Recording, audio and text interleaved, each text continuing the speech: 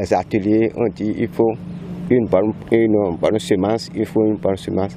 Je me suis positionné pour avoir la bonne semence. Et j'ai choisi de cultiver la semence de base. La semence de base provient de l'INRAM où on nous donne la semence de pré-base. Et c'est après la semence de pré-base, lorsqu'on produit cette semence maintenant, on va maintenant donner à d'autres producteurs qui vont produire la semence certifiée.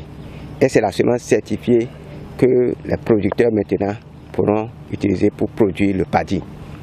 On a souvent décrié que le paddy n'est pas de bonne qualité. Si le paddy doit être de bonne qualité, c'est à partir d'ici. Donc si moi je produis une très bonne semence de base et les autres prennent pour produire une très bonne semence de certifiée, je crois que le paddy sera de qualité.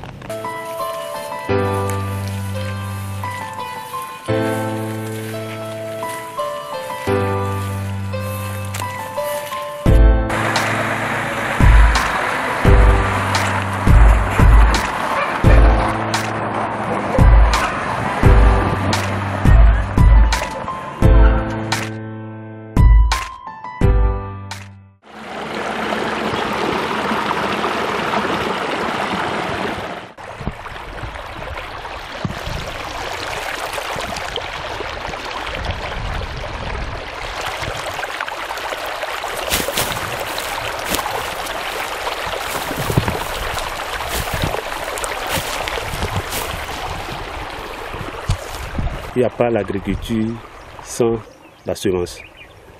C'est-à-dire, sans semence, il n'y a pas d'agriculture. Donc, si nous, on est dans la production de semences, c'est pour permettre que l'agriculture puisse vraiment décoller et que les riziculteurs aient vraiment l'engouement à aller dans la production du riz. La liaison qu'il y a entre la semence et la production de consommation, c'est directement remarquable, hein, sinon que avec la semence de bonne qualité. Nous produisons la semence certifiée. La semence certifiée pour que les producteurs puissent avoir de bonnes semences et avoir aussi un bon rendement à leur niveau. C'est à base de la semence certifiée que le producteur peut avoir un rendement meilleur. Donc ce que nous produisons, c'est la semence certifiée. Nous recevons la semence de base et à partir de la recherche et nous essayons de produire suivant les normes et exigences en la matière.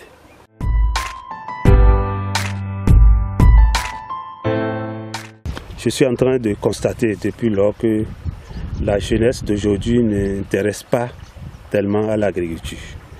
Et je me demande, avec l'accompagnement des partenaires, qu'est-ce qu'il faut vraiment faire pour que la jeunesse commence par s'intéresser à l'agriculture. Nous sommes vieillissants, alors que la production du riz, ce n'est pas pour les vieux.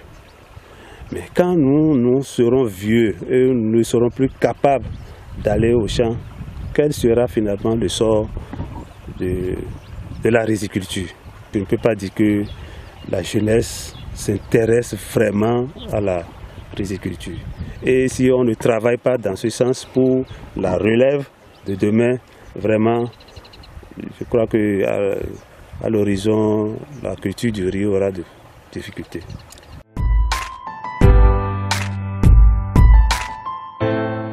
Dans le cadre de TAT et de BAD, je crois que nous avons reçu beaucoup d'appui en matière de formation, d'appui conseil et d'organisation au niveau de notre plateforme. Et à ce niveau, je crois que c'est les formations reçues qui nous a permis d'être des semenciers avérés et pouvoir vraiment accompagner également les producteurs à la base sur les techniques de production et autres. Et nous sommes dans une plateforme où il y a plusieurs acteurs, les semenciers, les producteurs et les transformateurs, je sais pas, des étuveuses et autres, les équipementiers et autres. Donc, je crois que dans ce cadre, j'ai bénéficié beaucoup de connaissances en la matière. Tout comme si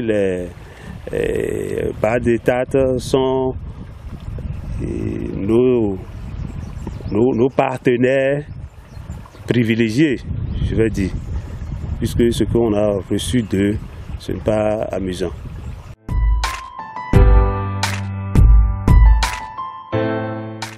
En matière de riziculture, l'État doit vraiment réfléchir à quelle stratégie développer pour que le riz produit dans notre pays soit vraiment écoulé dans le pays et consommé dans le pays. Et pour pouvoir en arriver, je vois que le gouvernement doit développer des stratégies et voter des lois pour que l'importation du riz soit réduite à un niveau donné. Puisque c'est ça qui doit donner la porte ouverte à la production. C'est ça qui doit donner l'engouement. Puisque si le riz, si le producteur produit et que ça reste sous ses bras, je crois que ça ne peut pas l'encourager à continuer prochainement. Ça ne peut pas l'encourager. Donc pour cela, l'État doit vraiment réglementer l'importation du riz. Ça fait un. De l'autre côté, il doit aussi penser à aménager, à nous appuyer à aménager les bas-fonds. Aménagement, ça ne doit pas être des aménagements sommaires, les aménagements hydro-agricoles où on doit avoir la maîtrise d'eau.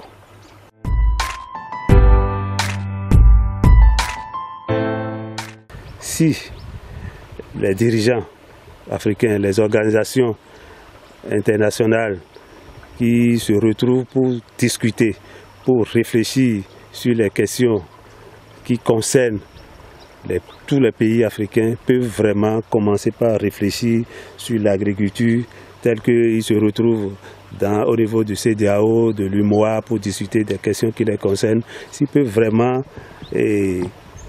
réfléchir à trouver des stratégies, à mettre des lois en place qui impactent tous les pays et vraiment chercher des financements